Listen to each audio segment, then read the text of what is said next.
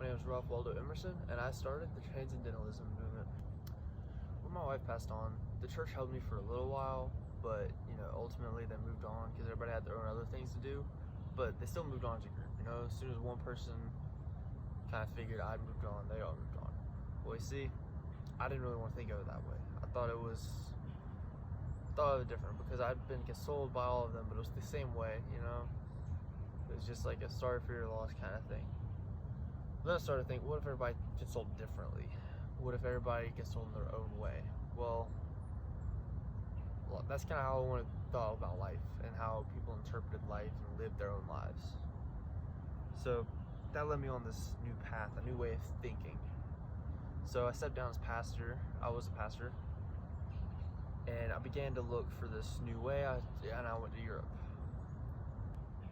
I knew I was on something when I went to Europe because I started talking to a lot of philosophers. Well, all these philosophers had their own different interpretations of what I was trying to say, and that was kind of the whole point, So it really made a spark and kind of grew into something bigger from there, because I was really eager to share my ideas, especially when I got back to the U.S. And when I got back to the U.S., I did a speech at Harvard. Well, this speech got a lot of traction. The people there really liked it, and they thought it was really profound, Well, from there I was like, hey, if there's this many people that are following this concept, and they like it that much, or not necessarily like it, but they're willing to follow it and willing to believe that as well, then I must really, really have something. Now, not just philosophers, but everyday people are starting to pick it up as a way of life.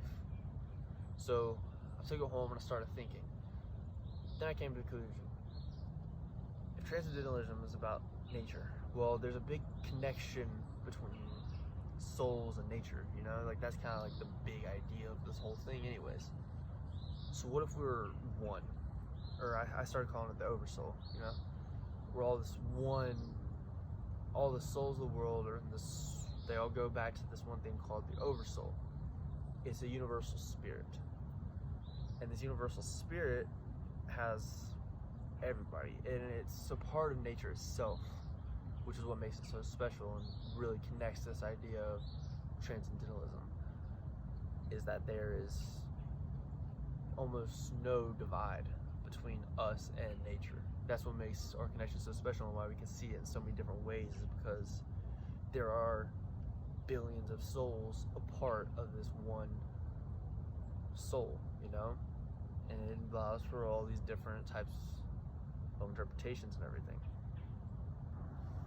I incorporated this idea of the oversoul into most of my essays and writings, and I think that the line that really captures it is, the currents of the universal being flow through me.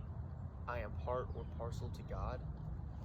Because I have the pastor in me, so it never left my faith. Like God, I think I have a new definition of God at this point.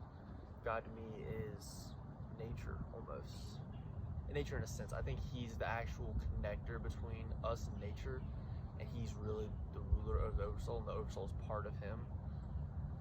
So in that way of thinking, it's how I started writing and really captured this idea of connection between us and nature and God.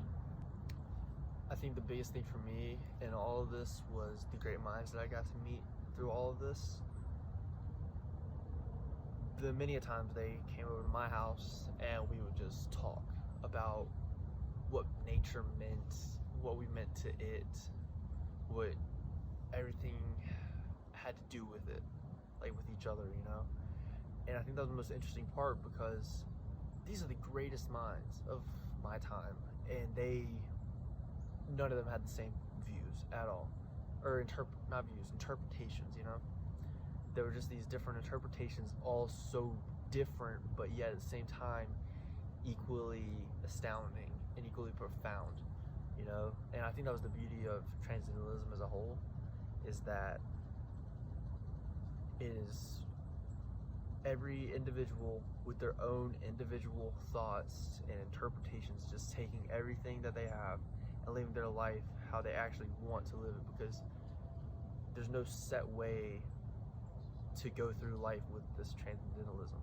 It's just a way of viewing everything around you and how you can't take it really for granted and all that, Like, I like to think of it like this thorn right here. This to me represents life. It's mostly smooth, you know. You go through life, you live it, you're fine. But then there's these obstacles that can really, really hurt, you know. And I think that just keeps going on and on all throughout your life until finally you hit one, you know. Like, you really, really hit a giant one. And I think that's like the easiest way of talking about of my interpretation of life, at least, because, you know, it's open to everyone. But whenever I see stuff and stuff I've been through, that's how I think of it now. Something else that this thorn represents is the power to produce this delight does not reside in nature but in man. There is delight in the world and stuff, and especially in nature. It is there, but oftentimes it's protected. That's like this thorn, like thorns protected, you know. So you have to guide yourself through it. Like, man has to guide themselves through these hardships and stuff to be happy. You have to just move your way through it. You can't just expect it to be there. You know, something else that I think can really represent life itself is something that's producing life at this moment. So this branch right here, it has a solemn leaf. It's basically dead. It's falling off. It wants to fall off. See, like, but I think that's something cool, because at the same time, there's buds on this that are wanting to bloom and want to be alive, you know.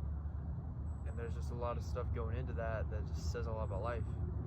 Whenever the bad things happen, or whenever somebody passes, they're not really gone. They're back to the oversoul, and there's new ones coming to take their place. There's new souls coming back, and that's the humanity of it. Because in nature, we're a reflection of nature, and so this just perfectly symbolizes that reflection of what humanity and nature has in common. With the direction that transcendentalism has taken, I think the thing that really sums it all up is man beholds somewhat as beautiful as his own nature. It really just shows that the world and everything is only as good as you want it to be. So if you see things as good, they're good. If you see them as bad, they're bad. That's your own way of viewing things, and it can be changed, it can be influenced and stuff, but overall it is still your way of viewing life, and that's your nature. That is how everything should be, really. It's what you want it to be, and that's the beauty of life, and that's the beauty of transcendentalism as a whole, is that it's the individual who determines everything in the end. Not me, not the philosophers or somebody like Thoreau or something. It is the individual, no matter what class, no matter anything about them, no matter what their profession is. It does not matter. It is their life. It is how they want to view it, and that is what it will be. I came out here tonight to talk about what I think the future will be and what I think will happen, what they need to understand about the future. And I think that in the future there'll be a lot more darkness, and it will be focused on bad things. And I think that everybody needs to understand that their interpretation of darkness isn't other people's, but that in the end, good things like the light, it'll always be there, and each individual will have their own good things as well to counteract the bad and the dark. And I think that people need to understand that everything will be okay, because everybody else in the end has the same goal, to make things better and to shine bright. And I think that's symbolized by the stars and the night sky and how they're always fighting each other. And I think that that's just something that we could all use today, is understanding that, to respect each other and respect each other's good ideas and understand where the bad ideas may have come from. And I think that that's just something that needs to be heard in the future.